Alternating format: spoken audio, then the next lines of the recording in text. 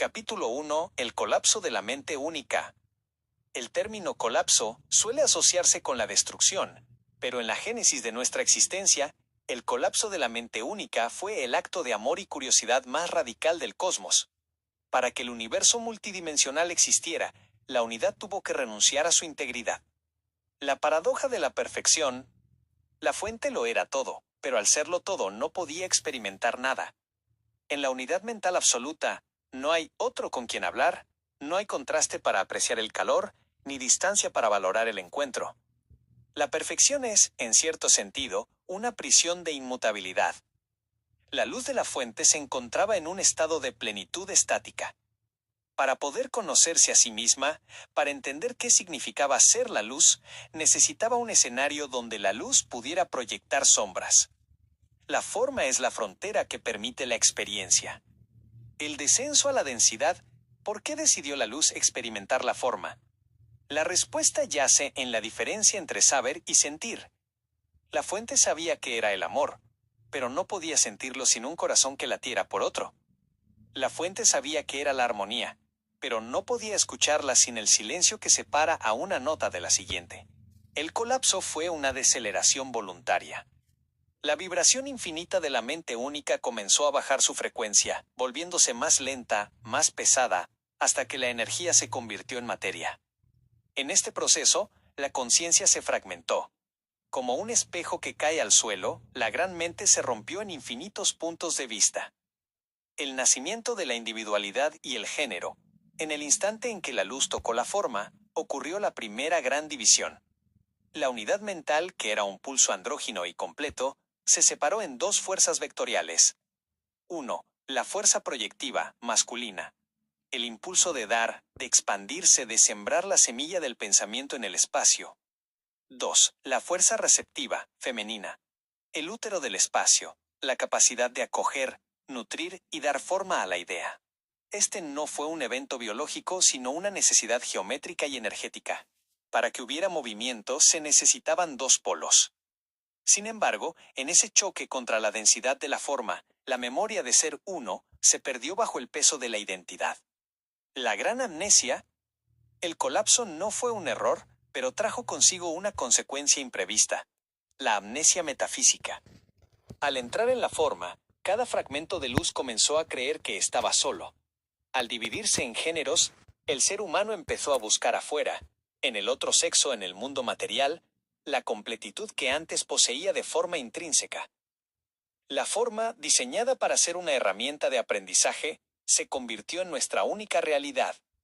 Y así, la luz de la fuente quedó atrapada en el laberinto de la carne, olvidando que el universo que ve afuera es solo el reflejo de la mente que se rompió para poder jugar a existir. Reflexión para el lector. El colapso no fue tu caída de la gracia, sino tu invitación a la creación. Estás aquí porque la luz prefirió la aventura de la limitación sobre la seguridad de la infinitud. Capítulo 2. La génesis de lo dual.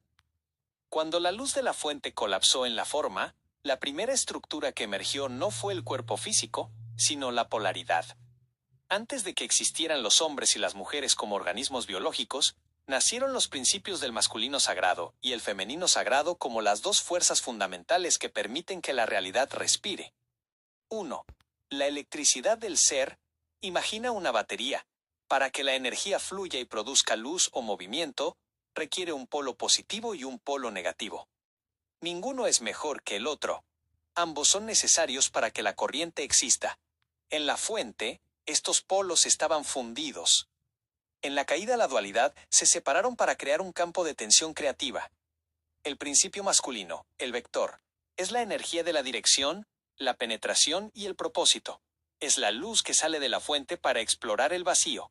Es el pensamiento que decide yo soy. El principio femenino, el cáliz, es la energía del espacio, la acogida y la transformación. Es el vacío fértil que recibe la luz y le permite convertirse en algo tangible. Es la sabiduría que sabe que todo es. 2. El género como geometría sagrada.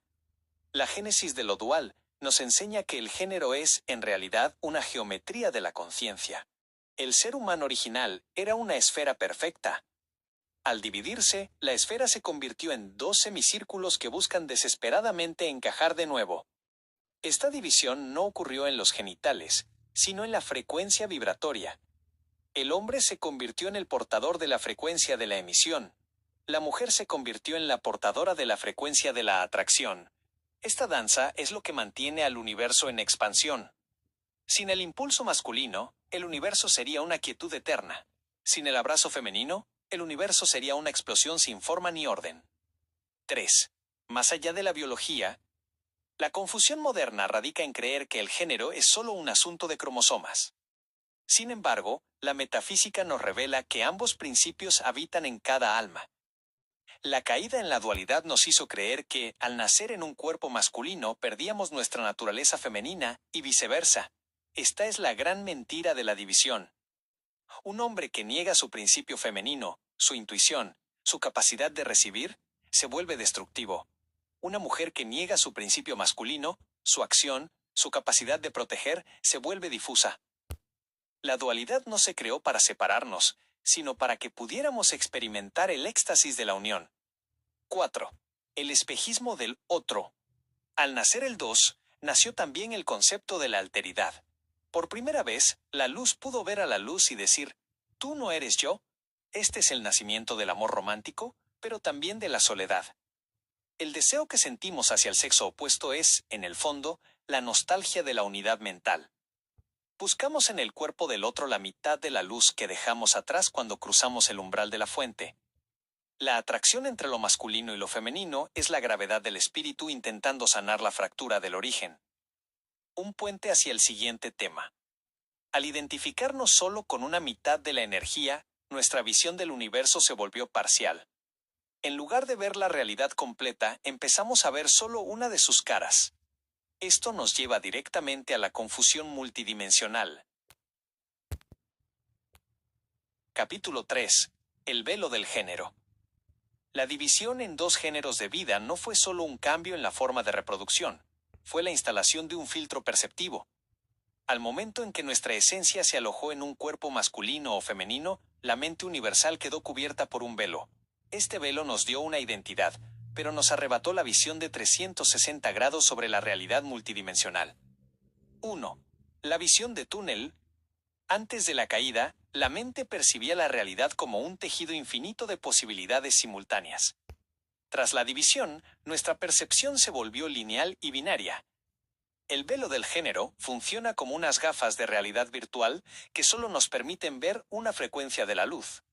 El ser humano empezó a procesar la existencia a través de la necesidad del otro, creando un vacío constante en su psique.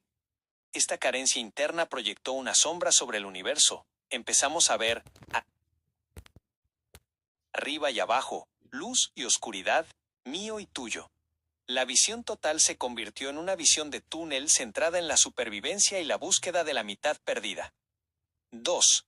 El anclaje en la tercera dimensión. La división física actuó como un ancla que nos fijó en la densidad de la materia, la tercera dimensión. Al estar tan ocupados gestionando las demandas de un cuerpo con género, hormonas, instintos, roles sociales, atracción física, la mente perdió la capacidad de sintonizar las dimensiones superiores. La realidad total es como una orquesta sinfónica, pero el velo del género nos obligó a escuchar solo una sección de instrumentos. Nos volvimos sordos a las armonías sutiles de la fuente porque nuestro receptor estaba configurado únicamente para la frecuencia de la dualidad biológica. 3. El lenguaje y el pensamiento fragmentado. Incluso nuestro lenguaje se volvió un reflejo de este velo. Creamos palabras para separar lo que antes era indivisible.